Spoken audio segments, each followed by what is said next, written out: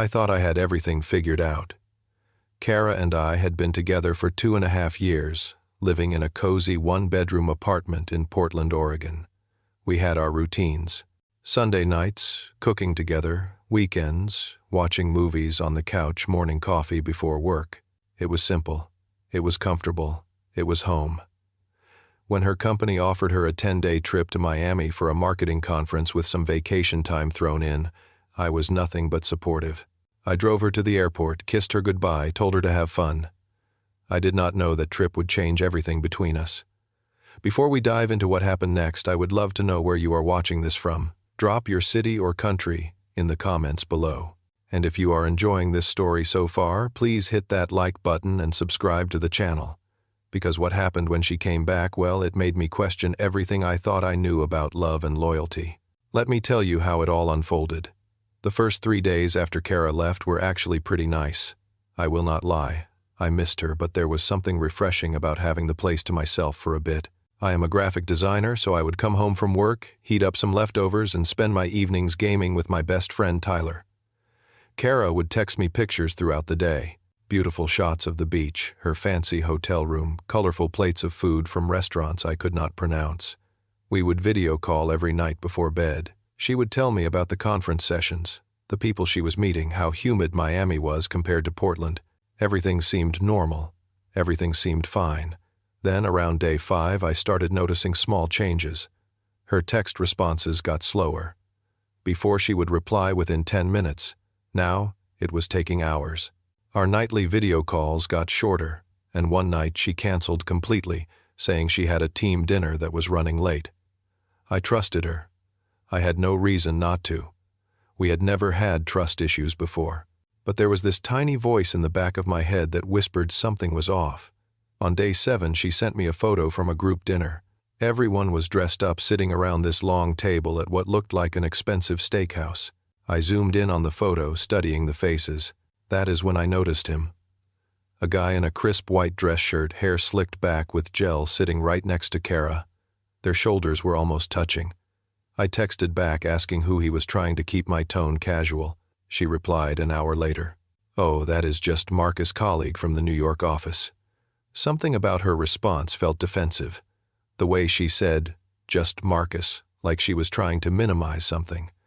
I told myself I was being paranoid. Days 8 and 9 were radio silence. Kara barely texted. When she did, it was short messages. "Busy day, talk later." "Conference is intense. Miss you." But they felt hollow, like she was checking a box rather than actually connecting with me. I spent one of those nights lying awake at 2 in the morning, staring at the ceiling, trying to convince myself everything was fine. Tyler noticed I was off when we hung out. He asked if Kara and I were okay. I told him yes, even though I was not sure I believed it myself. The day she was supposed to fly back, I took half a day off work. I cleaned the entire apartment, vacuumed every room, wiped down the kitchen counters until they sparkled. I went to the flower shop and bought yellow tulips, her favorite. I spent the afternoon cooking pasta carbonara, the dish she always requested for special occasions. I wanted everything to be perfect for her homecoming. I wanted to erase whatever weird distance had crept between us over the past few days.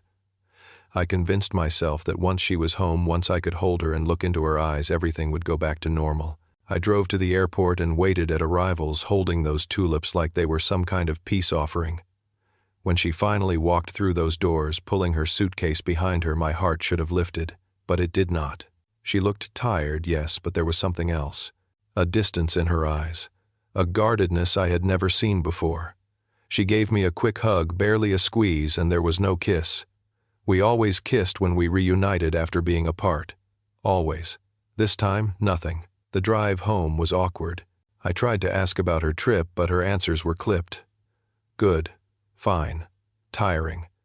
She spent most of the ride staring out the passenger window, watching Portland pass by like she was seeing it for the first time. When we got back to the apartment and she saw the dinner I had made, the flowers on the table, she barely reacted. "I am not hungry," she said flatly. "I ate on the plane." She did not even comment on the tulips. She just walked past them into the bathroom and shut the door. I heard the shower running for 45 minutes.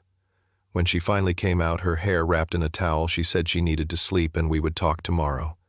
She climbed into bed, turned her back to me, and did not move. I lay there beside her, inches away, but feeling miles apart, and I knew something terrible was coming. The next morning I woke up at 6.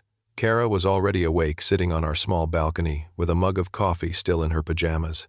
I poured myself a cup and joined her outside. The air was cool, typical Portland spring weather. For a few minutes we just sat there in silence. Finally I asked if we needed to talk. She nodded without looking at me. "I met someone in Miami," she said. The words hit me like a physical blow. My stomach dropped. My hands started shaking slightly, so I set my coffee mug down on the small table between us. I forced myself to stay calm, to not explode, to just listen. "Who?" I asked. She told me his name was Marcus, the same Marcus from the photo, the colleague from New York. She said they had a connection, something special. They went to dinner together twice, just the two of them.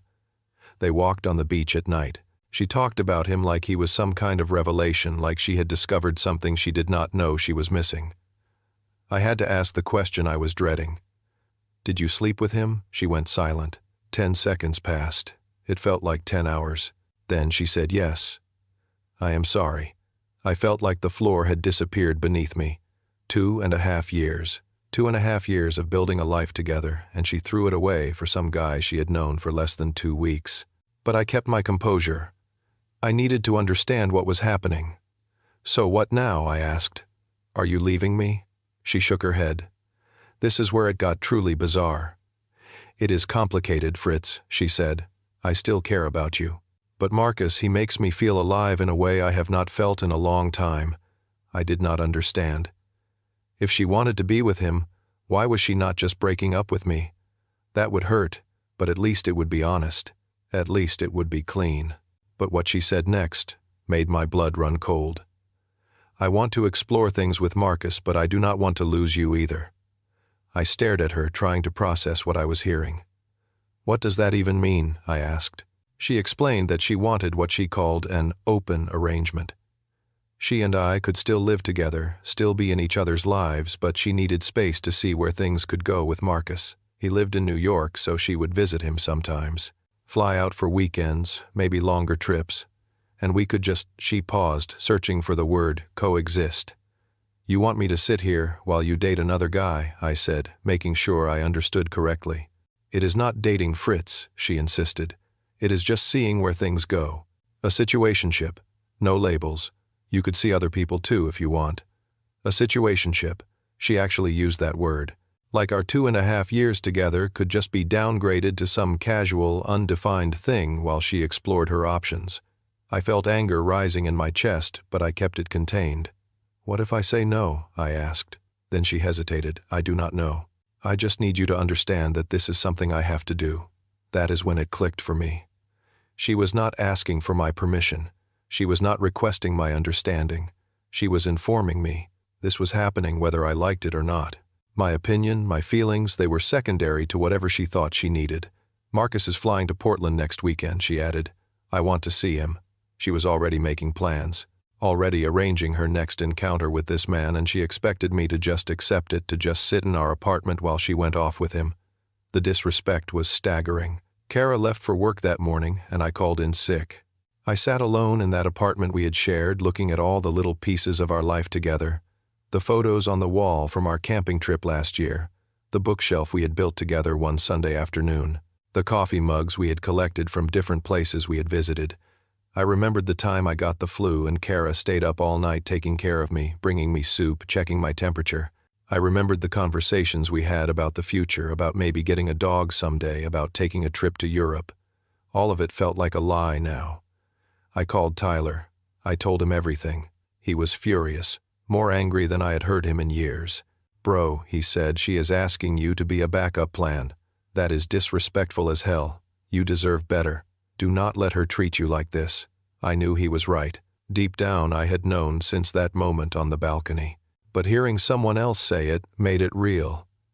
That evening, when Kara came home, she asked if I had thought about it. I told her I needed more time, but honestly, I already knew what I was going to do.